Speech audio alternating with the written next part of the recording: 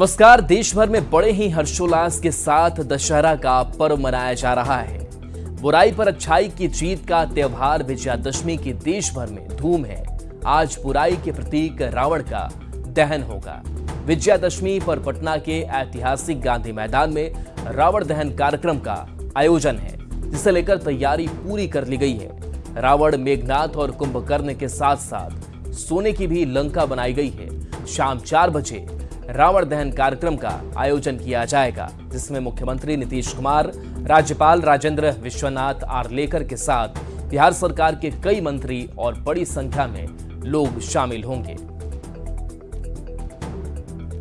के गांधी मैदान में रावण दहन की तैयारी पूरी हो चुकी है। हमारे पीछे देखिए, रावण, मेघनाथ और कुंभकर्ण का पुतला लगा हुआ है। 80 फीट का रावण का पुतला है, 75 फीट का कुंभकर्ण का पुतला है और 70 फीट का मेघनाथ का यह पुतला है। और ऐतिहासिक गांधी मैदान में बरसों से रावण वध कार्यक्रम का आयोजन विजयदशमी के अवसर पर किया जाता है।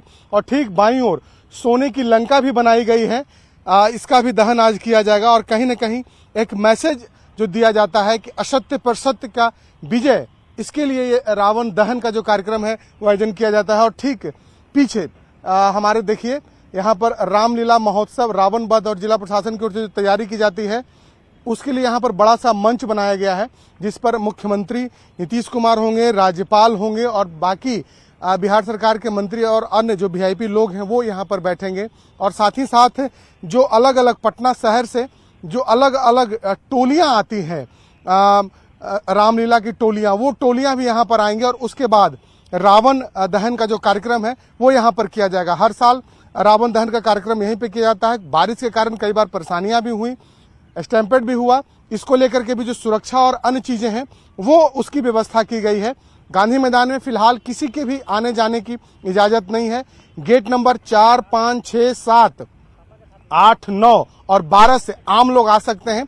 और जब यह कार्यक्रम खत्म होगा, रावण दहन कार्यक्रम खत्म होगा, उसके बाद सभी दरवाजे गांधी मैदान के खोल दिए जाएंगे, ताकि चूंकि यहाँ हजारों की तादाद में लोग आते हैं, वो यहाँ से सुरक्षित बाहर निकल सके और सुरक्षित तरीके से अपने घर पर भी पहुंच सके। तो रावण दहन की जो तैयारी होती है जिला प्रशासन की ओर से, वो पूरी कर ली गई है। शाम में यहाँ पर पटना के गांधी मैदान में रावण दहन कार्यक्रम का आयोजन किया जाएगा।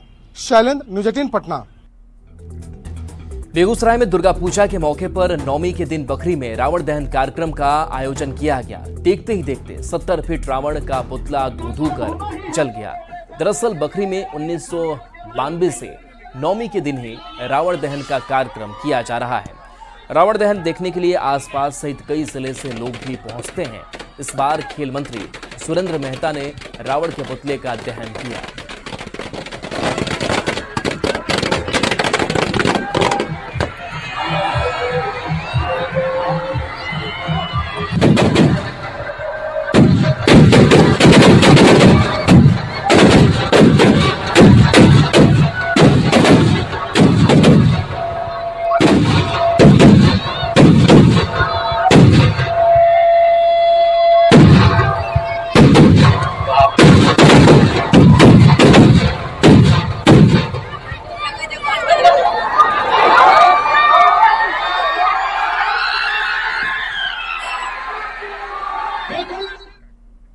रोहतास के डालमिया नगर में दशहरे के मौके पर रावण, कुंभकर्ण और मेघनाथ के पुतले का दहन किया जाएगा। इसकी तैयारी अंतिम चरण में है। डीएम और एसपी ने रावण दहन की तैयारी का जायजा लिया। इस बार झंडा मैदान में रिमोट कंट्रोल के जरिए पुतले का दहन किया जाएगा, जिसका डेमो भी कर लिया गया है। लोगों की भीड़ को देखते हुए प्रशासन की ओर से सतर्कता बरती जा रही है। साथ ही मौके पर फायर ब्रिगेड के साथ ही एम्बुलेंस टीम भी तैनात है। रोहतास के डालमिया नगर के साथ ही सासाराम में भी रावण दहन की तैयारी पूरी कर ली गई है। व्यवस्था रहेगी, फोर्स मैजिस्ट्रेट डिप्यूटेड रहेंगे और इसके साथ साथ सासाराम में भी रावण वध और इसके अलावा अन्य प्रखंडों में भी रावण वध का कार्यक्रम किया जाता है जिले में। तो सभी जगह हम लोग के द्वारा फोर्स मैजिस्ट्रेट का डिप्यूटेशन किया गया है और हम लोग, हमारी पूरी टीम जो है भ्रमणशील है और पूरे सभी चीज़ों पे ध्यान रखती है। यहाँ इस मैदान में जो रावण वध हो रहा है उसके लिए भी ट्रैफिक की प्लानिंग की गई है और लाइटिंग और जो बैरिकेडिंग होता है, जो यहाँ पे पुतला दहन हो रहा है उसका ये 180 फीट में जो बैरिकेडिंग DA सब हो चुकी है और हम लोगों ने पूरी तैयारी कर ली है। असत्य पर सत्य की विजय का पर्व विजयदशमी पूरे देश में मनाई जा रही है। नवादा में इस मौके पर रावण वध की भी तैयारी है। चक्रवर्ती सम्राट पूजा समिति की ओर से 50 साल से भी अधिक समय से इसे आयोजित किया जा रहा है। इस बार यहाँ 55 फीट का रावण और 50 फीट का मेघनाथ बनाया गया है। अधिक जानकारी दे रहे हैं संवाददाता अनिल विशाल। असत्य पर सत्य की विजय का त्योहार विजयदशमी आज है और आज यह पर्व पूरे देश में मनाया जा रहा है। नवादा में भी इसकी तैयारी जोर शोर से चल रही है और यह आयोजन जो है नवादा शहर के प्रसिद्ध हरिश्चंद्र स्टेडियम में आयोजित की जा रही है, जहां रावण वध करने की तैयारी जो है पूजा कमेटी के द्वारा की जा रही है और नवादा में चक्रवर्ती सम्राट पूजा समिति के द्वारा इसका आयोजन कई दशकों से किया जा रहा है और इस बार भी रावण वध की तैयारी को बृहद रूप देने के लिए कमेटी के सदस्य अभी से ही जुड़ गए हैं और अब जानकारी जो मिली है उसमें इस बार का रावण जो है वो 55 फीट का है और मेघनाथ 50 फीट का है। इसको लेकर नवादा जिला प्रशासन की तरफ से भी पूरी तैयारी कर ली गई है।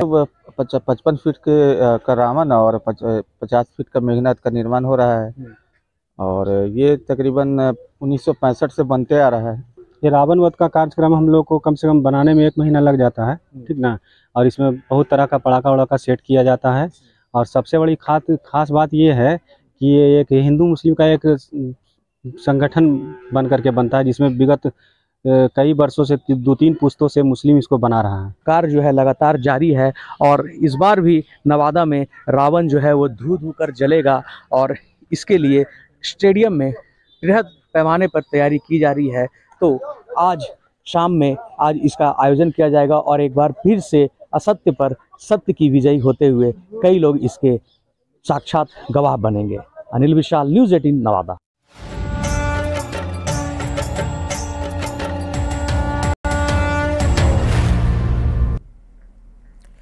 देश भर में दशहरे का उत्सव मनाया जा रहा है। विजयादशमी के मौके पर महाराष्ट्र के नागपुर में आरएसएस ने विशेष शस्त्र पूजन किया। इस मौके पर आरएसएस प्रमुख मोहन भागवत ने शस्त्र पूजन किया। बांग्लादेश की घटना पर मोहन भागवत ने कहा कि दुर्बल रहना अपराध है, असंगठित हुए तो अत्याचार बढ़ेगा। बांग्लादेश में हिंदू एक हुए तो बचाव हुआ। कट्टरपंथी की प्रवृत्ति घातक है। बांग्लादेश के हिंदुओं को मदद की जरूरत है।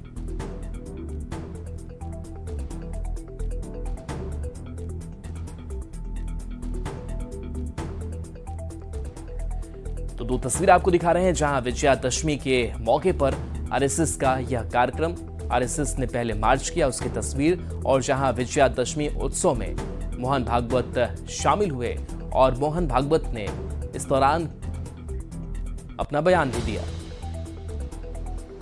अब हमारे पड़ोस में ही बांग्लादेश में क्या हुआ, उसके कुछ तात्कालिक कारण और पहलू है, ये बात ठीक है, लेकिन इतना बड़ा उत्पात तो उससे नहीं होता।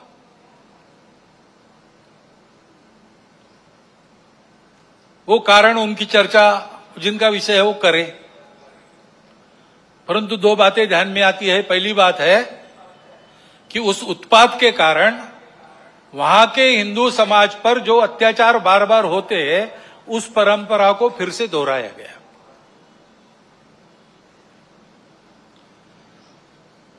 पहली बार वहां का हिंदू संगठित होकर अपने बचाव में रास्ते पर आया, इसलिए कुछ बचाव हो गया। परंतु कहीं कोई गड़बड़ हो, दुर्बलों पर अपना गुस्सा निकालने की ये जो कट्टरपन की प्रवृत्ति है, वो प्रवृत्ति जब तक वहां विद्यमान है, तब तक वहां के हिंदू क्या, वहां के सभी अल्पसंख्यक, उनके सर पे खतरे की तलवार लटकी रहेंगी। उनको आवश्यकता है मदद की। विश्व भर के हिंदुओं की, भारत के सरकार की सहायता उनको मिले, ये उनकी आवश्यकता है। हिंदू समाज के भी ध्यान में आना चाहिए कि दुर्बल रहना अपराध है। हम अगर दुर्बल है, असंगठित है, तो उसका मतलब हम अत्याचार को निमंत्रण दे रहे हैं।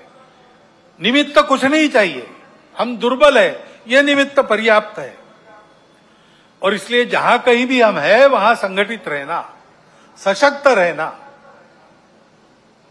किसी से शत्रुता नहीं करना, हिंसक नहीं बनना, योगदान देने वाले बनना, परंतु इसका अर्थ दुर्बल रहना नहीं, अशक्त रहना नहीं।